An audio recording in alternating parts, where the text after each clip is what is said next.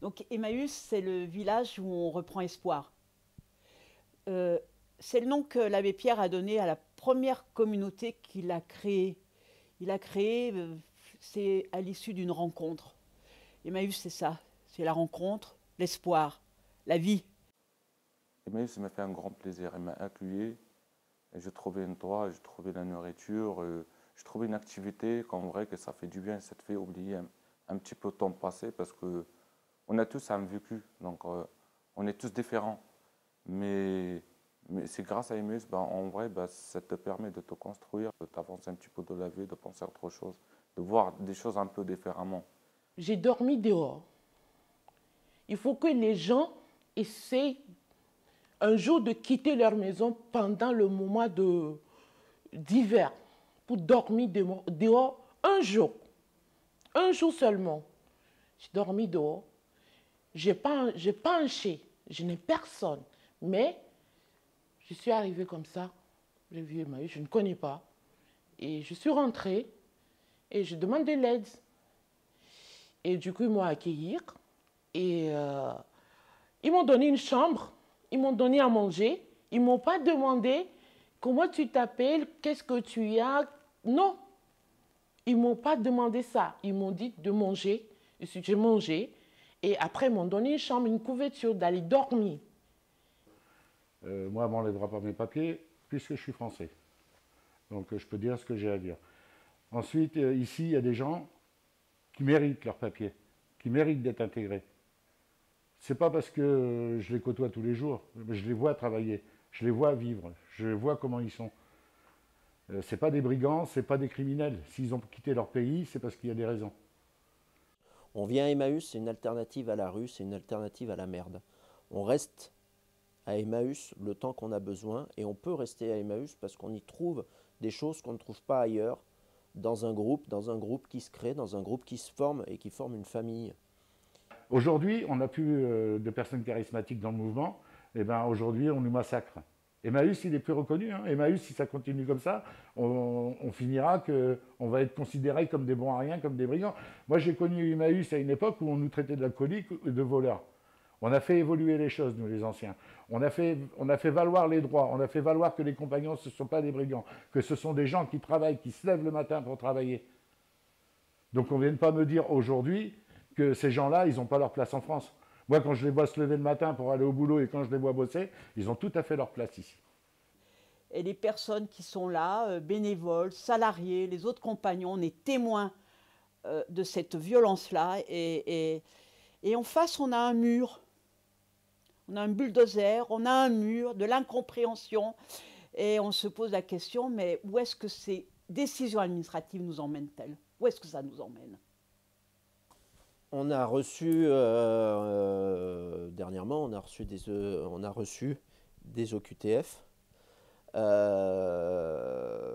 Et qu'est-ce qui se passe? On fait les recours administratifs, mais en sachant très bien que ces recours-là, on a peu d'espoir. On a peu d'espoir. Il y a un rouleau compresseur en face de nous qui nous empêche d'avancer, qui nous empêche, nous, de faire notre travail au quotidien de communauté, c'est-à-dire d'accueillir des gens, de les reconstruire, d'en faire une famille.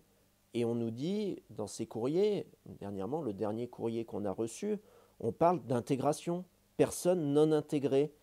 Quelqu'un qui est là depuis 5 ans dans la communauté, qui depuis 5 ans trie les poubelles des Français, qui depuis 5 ans vend des choses, des objets de seconde main, qui tient une boutique à Bourg-en-Bresse, qui tient la caisse de la boutique, qui est moteur à la communauté, qui fait à manger pour toute sa famille, pour 30 personnes, et on vient marquer sur un bout de papier « personne non intégrée ». Mais c'est quoi l'intégration? Je ne suis pas intégrée 7 ans Emmaüs et 8 ans en France. On me dit que je ne suis pas intégrée. C'est ça que je n'ai pas compris.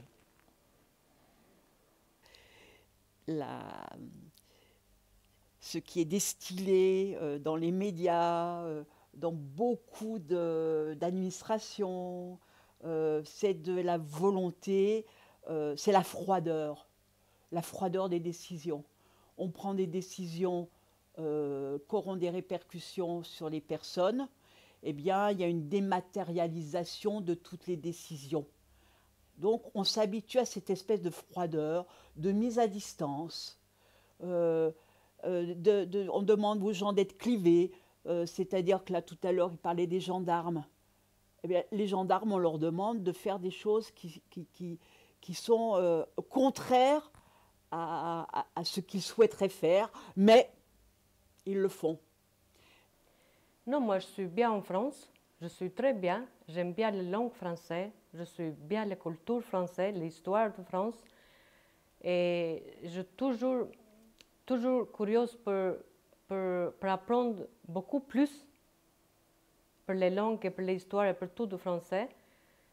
J'aime bien la vie de français, pour mon enfant aussi, parce que mon enfant, la vie de mon enfant, c'est là. Depuis 7 ans, il n'a pas connu rien d'Albanie. Il a oublié la langue albanaise aussi. Il n'arrive pas à parler albanais. Il parle le français. Parce que c'est bien qu'ils sont classés, considérés un pays sûr, mais c'est pas vrai. On est confronté avec des crimes, on est victime de dangers, il n'y a pas de règles. Voilà, je suis vécu à l'époque de dictature. Ils m'ont torturé à l'époque de dictature. Ils m'ont torturé aussi à l'époque de démocratie. On est 30 ans de démocratie. Mais, entre guillemets, ce n'est pas une démocratie. Quand tu vois ce qui se passe concrètement avec les OQTF, ça doit te toucher quand même, cette expérience sensible. Ça m'a touchée doublement, parce qu'il y a une dizaine d'années, une famille est partie avec perte et fracas, entourée de 8-10 gendarmes, parce qu'ils avaient une obligation de rejoindre leur territoire. Le territoire français ne les voulait plus, alors que c'était une famille très intégrée.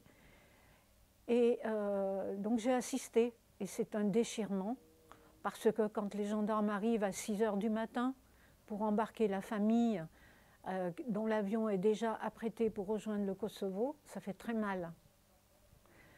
Et je me souviens de la maman, qui était aussi enceinte de son 3e enfant, me dire « Marisa, je vais te laisser ma fille, tu garderas ma fille, je ne la ramène pas au Kosovo, tu me la garderas. » D'où le déchirement de cette famille.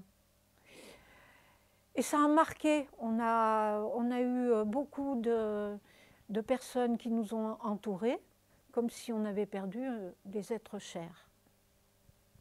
Donc c'est un déchirement à chaque fois, effectivement, d'avoir des personnes qui reçoivent ce genre de, j'allais dire, d'actes expéditifs, de retourner dans leur pays.